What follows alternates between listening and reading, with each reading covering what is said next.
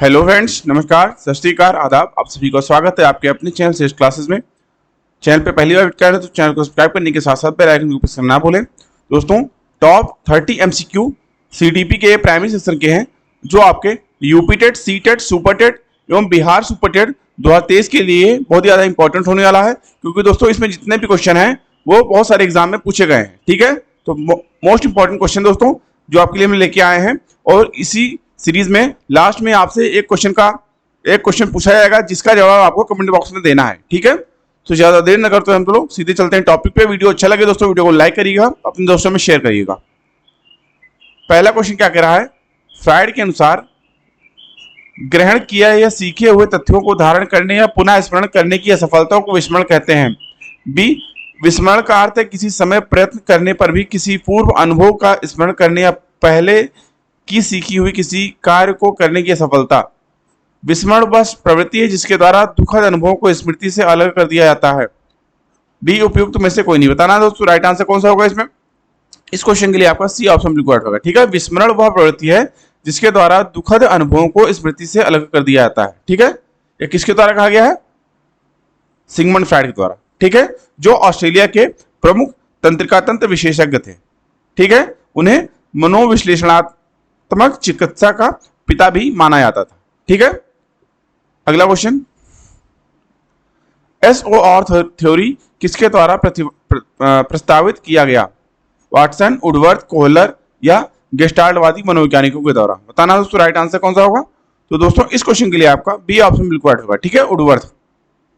SOR यानी stimulus organism response, अमेरिकी मनोवैज्ञानिक वुडवर्थ के द्वारा इसको प्रस्तावित किया गया। ठीक है, बी ऑप्शन इस क्वेश्चन की राइट होगा। अगला क्वेश्चन, ध्यान को केंद्रित करने की आंतरिक दशा है। अवधि, नवीनता, रुचि, आकार। राइट आंसर बताना दोस्तों कौन सा होगा। तो इस क्वेश्चन के लिए आपका सी ऑप्शन रिक्वायर्ड होगा। ठीक है, रुचि। दोस्तों ध्यान केंद्रित करने की आंतरिक दशा रुचि होती है। कोई भी व्यक्ति की रुचि जिस कार्य में अधिक होती है वह उस कार्य को अधिक ध्यान लगाकर करता है, जिससे उसे आनंद की अनुभूति होती है। ठीक है, इस हिसाब से सी ऑप्शन राइट होगा। अगला क्वेश्चन, एक परिस्थिति में अर्जित ज्ञान का दूसरी परिस्थिति में उपयोग कहलाता है। सीखने की विधियां, सीखने में स्थानांतरण, सीखने में पठार, सीखने में रुचि। बताना है दोस्तों राइट आंसर कौन सा होगा। इस क्वेश्चन के लिए आपका बी ऑप्शन रिक्वायर्ड होगा। ठीक है, सीखने में स्थानांतरण। अगला क्वेश्चन, अनुभव द्वारा व्यवहार में परिवर्तन कहलाता है। स्मृति, सीखना, प्रेरणा, चिंतन। बताना है दोस्तों राइट आंसर कौन सा होगा। तो इस क्वेश्चन के लिए आपका बी ऑप्शन रिक्वायर्ड होगा। ठीक है, सीखना। अगला क्वेश्चन, सांख्यिकी में वह रेखा चित्र जिसमें आवृत्तियों को स्तंभों द्वारा प्रदर्शित किया था कहलाता है। स्तंभाकृति, आवृत्ति, बहुभुज, संचयी आवृत्ति या रेखा चित्र। राइट आंसर बताना दोस्तों कौन सा होगा। तो दोस्तों ए ऑप्शन आपका स्तंभाकृति जो है बिल्कुल राइट ऑप्शन आएगा इस क्वेश्चन के लिए। ठीक है, अगला क्वेश्चन, विकास की किस अवस्था में बुद्धि का अधिकतम विकास होता है। बाल्यावस्था, शैशवावस्था, किशोरावस्था या प्रौढ़ावस्था। बताना दोस्तों राइट आंसर कौन सा होगा। तो इस क्वेश्चन के लिए आपका ए ऑप्शन रिक्वायर्ड होगा। ठीक है, बाल्यावस्था। दोस्तों बुद्धि का अधिकतम विकास बाल्यावस्था में होता है। प्रारंभिक बाल्यावस्था यानी अर्ली चाइल्डहुड जो होता है उसमें बालकों में मानसिक विकास काफी तेजी से होता है, और परवर्ती किशोरावस्था आते आते अर्थात लगभग 19 से 20 वर्ष तक की उम्र तक यह काफी धीमा हो जाता है। ठीक है, इस हिसाब से ए ऑप्शन राइट होगा। अगला क्वेश्चन, शिशु का अधिकांश व्यवहार आधारित होता है मूल प्रवृत्ति पर, नैतिकता पर, वास्तविकता पर या ध्यान पर। बताना है दोस्तों राइट आंसर कौन सा होगा। तो इस क्वेश्चन के लिए आपका ए ऑप्शन रिक्वायर्ड होगा। ठीक है, मूल प्रवृत्ति पर। अगला क्वेश्चन, अंतर्दृष्टि यानी सूझ द्वारा सीखने के सिद्धांत में कोहलर ने प्रयोग किया था। कुत्ते पर, वनमानुषों पर, बिल्ली पर या चूहों पर। बताना दोस्तों राइट आंसर कौन सा होगा। तो इस क्वेश्चन के लिए आपका बी ऑप्शन रिक्वायर्ड होगा। ठीक है, वनमानुषों पर। ठीक है, सूझ या अंतर्दृष्टि का सिद्धांत देने का श्रेय जर्मन मनोवैज्ञानिक वोल्फगैंग कोहलर को जाता है, जिसने अपनी पुस्तक मेंटालिटी ऑफ ओप्स में वर्ष 1925 में यह प्रस्तुत किया था। कोहलर ने सूझ के सिद्धांत का प्रयोग वनमानुस या सुल्तान नामक चिंपैंजी पर इन्होंने किया था। दोस्तों, कोहलर के अनुसार कल्पना जितनी अधिक होगी, सूझ की क्षमता का विकास भी उतना ही अधिक होगा। ठीक है, बी ऑप्शन आपका इस क्वेश्चन की राइट होगा। अगला क्वेश्चन, यह आवश्यक नहीं कि उच्च बुद्धि लब्धि वाले बच्चे में भी उच्च होंगे।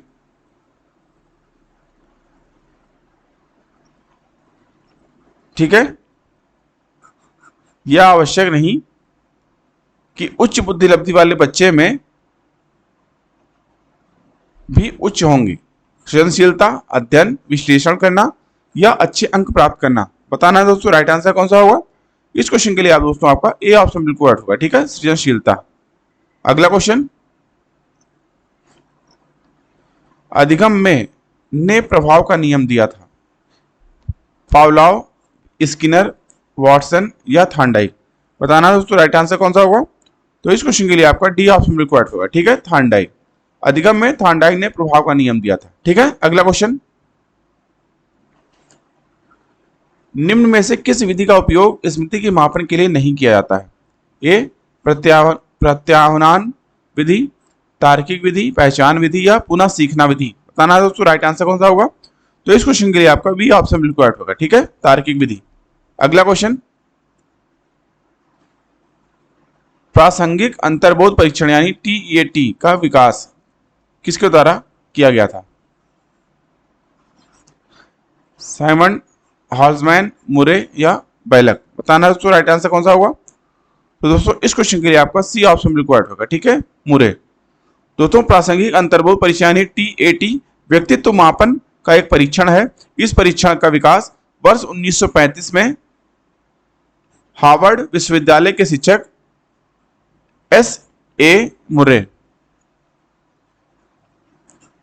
के द्वारा किया गया था। TAT परीक्षण में 31 कार्डों का प्रयोग किया जाता है, जिसमें एक कार्ड सादा रहता है तथा परीक्षण के समय एक व्यक्ति पर अधिकतम 20 कार्डों का प्रयोग किया जाता है।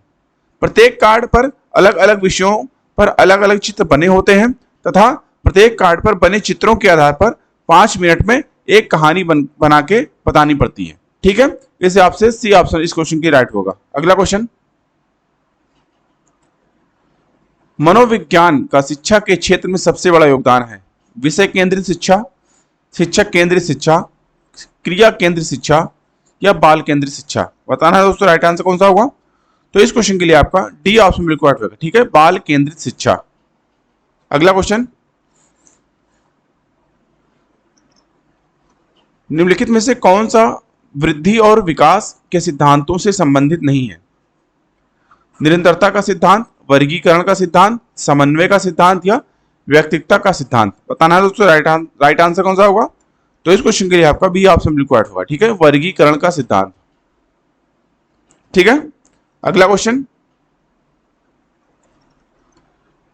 कक्षा शिक्षण में पाठ प्रस्तावना सोपान सीखने के किस नियम पर आधारित है। प्रभाव का नियम, सादृश्यता का नियम, तत्परता का नियम, साहचर्य का नियम। बताना दोस्तों राइट आंसर कौन सा होगा। तो इस क्वेश्चन के लिए आपका सी ऑप्शन बिल्कुल राइट होगा। ठीक है, तत्परता का नियम। अगला क्वेश्चन,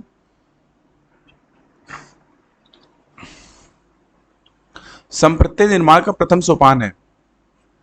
सामान्यीकरण, विभेदीकरण, प्रत्यक्षीकरण या पृथक्करण। बताना दोस्तों राइट आंसर कौन सा होगा। तो इस क्वेश्चन के लिए आपका सी ऑप्शन बिल्कुल राइट होगा। ठीक है, प्रत्यक्षीकरण। अगला क्वेश्चन, प्रेक्षणात्मक अधिगम संप्रत्यय द्वारा दिया गया था। किसके द्वारा दिया गया था। टॉलमैन, बंडूज, थॉर्नडाइक या कोहलर। बताना दोस्तों राइट आंसर कौन सा होगा। तो दोस्तों इस क्वेश्चन के लिए आपका दोस्तों आपका बी ऑप्शन बंडूरा जो है बिल्कुल राइट ऑप्शन होगा। ठीक है, प्रेषणात्मक अधिगम संप्रत्यय यानी संकल्पना का जो है अल्बर्ट बंडूरा द्वारा इसको दिया गया था। ठीक है, प्रेषणात्मक अधिगम संप्रत्यय का निर्माण दूसरों के व्यवहारों का प्रेक्षण करने हेतु होता है। इसे पहले अनुकरण कहा जाता था। ठीक है, बी ऑप्शन इस क्वेश्चन की राइट होगा। अगला क्वेश्चन, उदाहरण, निरीक्षण, विश्लेषण, वर्गीकरण, नियमीकरण निम्नलिखित में से किस विधि के सोपान है। निगमन विधि, आगमन विधि, अंतर्दर्शन विधि या वही दर्शन विधि। बताना दोस्तों राइट आंसर कौन सा होगा।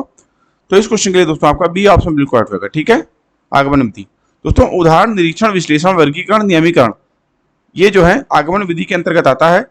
शिक्षण की आगमन विधि में शिक्षक अनेक विशिष्ट उदाहरणों के आधार पर सामान्यीकरण करने का प्रयास करता है। ठीक है, तो बी ऑप्शन आपका इस क्वेश्चन के राइट होगा। ठीक है, इसमें दोस्तों पहले शिक्षक उदाहरण के द्वारा बच्चों को समझाता है, फिर नियम की तरफ जाता है। ठीक है, और निगमन विधि में क्या होता है, निगमन विधि में दोस्तों होता है कि पहले वह नियम बताता है, फिर जो है उदाहरण की ओर जाता है। ठीक है, तो बी ऑप्शन आपका इस क्वेश्चन की राइट होगा। अगला क्वेश्चन, अवधान के आंतरिक अथवा व्यक्तिनिष्ठ निर्धारक हैं। रुचि, लक्ष्य, अभिवृत्ति, उद्दीपक, वस्तु, प्रविधि, प्रकाश, ध्वनि, गंध, पुरस्कार, दंड, प्रोत्साहन। बताना दोस्तों राइट आंसर कौन सा होगा। तो इस क्वेश्चन के लिए आपका ए ऑप्शन बिल्कुल राइट होगा। ठीक है, रुचि, लक्ष्य, अभिवृत्ति। अगला क्वेश्चन, बाल मनोविज्ञान का क्षेत्र है। ए, केवल शैशवावस्था की विशेषताओं का अध्ययन। बी, केवल गर्भावस्था की विशेषताओं का अध्ययन। सी, केवल बाल्यावस्था की विशेषताओं का अध्ययन।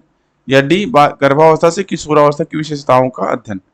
बताना दोस्तों राइट आंसर कौन सा होगा। तो इस क्वेश्चन के लिए आपका डी ऑप्शन बिल्कुल राइट होगा। ठीक है, गर्भावस्था से किशोरावस्था की विशेषताओं का अध्ययन। ठीक है, अगला क्वेश्चन, वह अवस्था जो कि माता के 21वें गुण सूत्र जोड़े के अलग ना हो पाने के कारण कहलाती है। Down syndrome, Klinefelter syndrome, Turner syndrome या विल्सन सिंड्रोम। बताना दोस्तों राइट आंसर कौन सा होगा। तो इस क्वेश्चन के लिए आपका ए ऑप्शन बिल्कुल राइट होगा। ठीक है, डाउन सिंड्रोम।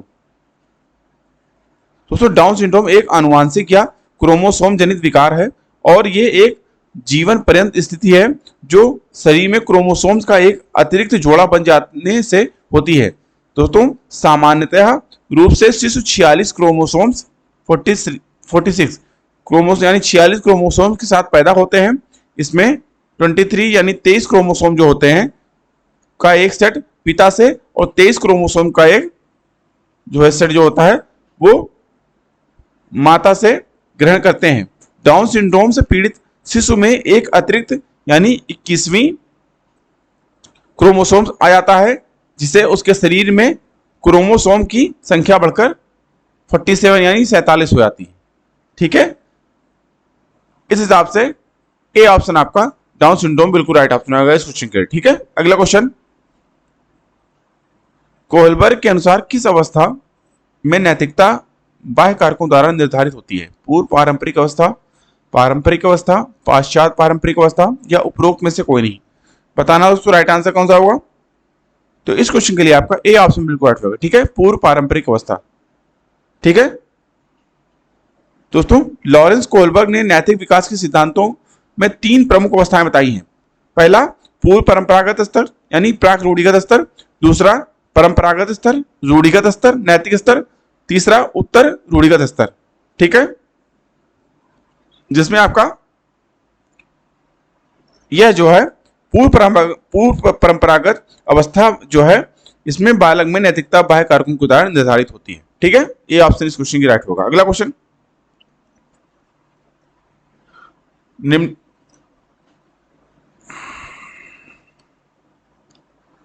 निम्नलिखित में से कौन सा एक सही क्रम है। अंडाणु, शुक्राणु, ब्लास्टोसिस्ट, युग्मनज। ब्लास्टोसिस्ट, अंडाणु, शुक्राणु, युग्मनज, ब्लास्टोसिस्ट, युग्मनज, अंडाणु, शुक्राणु या अंडाणु, शुक्राणु, युग्मनज, ब्लास्टोसिस्ट। बताना दोस्तों राइट आंसर इसमें कौन सा होगा।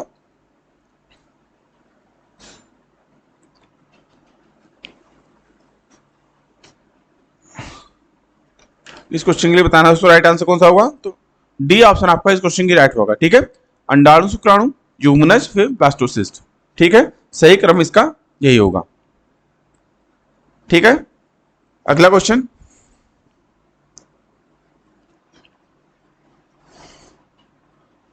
अंतर्मुखी, बहिर्मुखी तथा उभयमुखी व्यक्तित्व का वर्गीकरण किसके द्वारा किया जाता है, किया गया।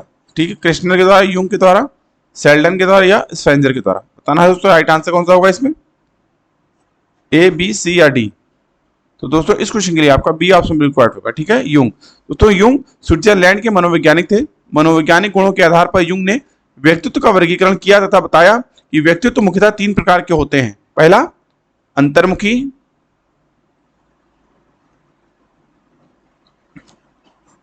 दूसरा बहिर्मुखी,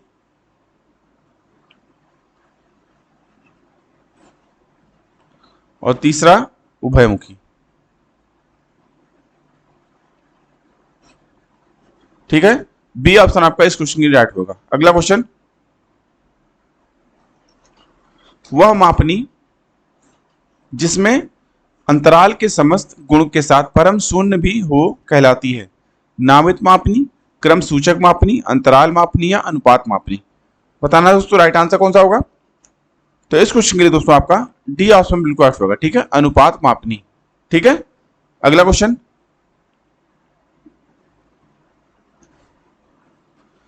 फ्राइड के अनुसार हमारे मूल्यों का आंतरिकीकरण में होता है। इदम, अहम, पराहम या परिस्थितियों में। बताना दोस्तों राइट आंसर कौन सा होगा। तो इस क्वेश्चन के लिए आपका सी ऑप्शन बिल्कुल राइट होगा। ठीक है, पराअहम। अगला क्वेश्चन,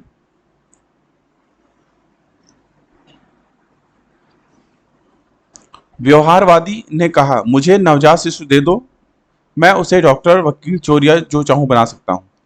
फ्रीमैन, न्यूमैन, वाटसन या होलजिंगर। बताना दोस्तों राइट आंसर कौन सा होगा। तो इस क्वेश्चन के लिए आपका सी ऑप्शन बिल्कुल राइट होगा। ठीक है, वाटसन। दोस्तों वाटसन जो थे ये अमेरिका के एक प्रसिद्ध मनोवैज्ञानिक थे। ठीक है, वाटसन ने ही व्यवहारवादी मनोवैज्ञानिकों के रूप में ये अग्रणी रूप में थे। वाटसन ने मनोवैज्ञानिक के क्षेत्र में व्यवहारवाद को स्थापित किया और मानव विकास में व्यवहारवाद की भूमिका को महत्वपूर्ण माना।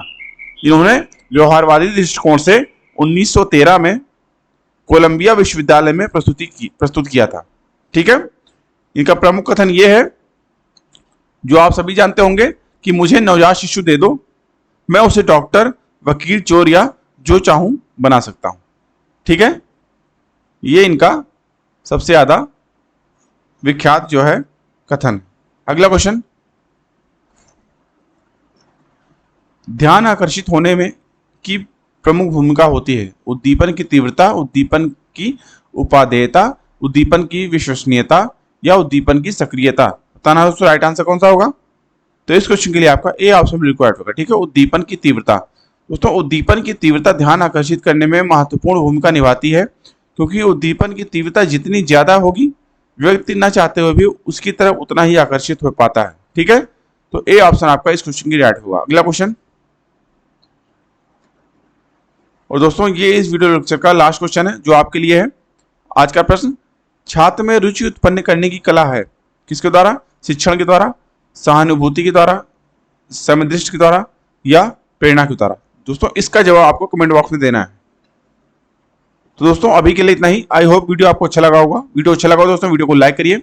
आपने अगर अभी तक चैनल को सब्सक्राइब नहीं किया तो चैनल को सब्सक्राइब करिए, बेल आइकन भी ऑन कर लिए, जिससे चैनल पे आने वाले सभी प्रकार की वीडियो की नोटिफिकेशन आपको टाइमली मिलते रहे। अभी की वीडियो को देखने के लिए आप सभी का धन्यवाद। मिलते हैं दोस्तों नेक्स्ट वीडियो में, तब तक के लिए थैंक यू। जय हिंद।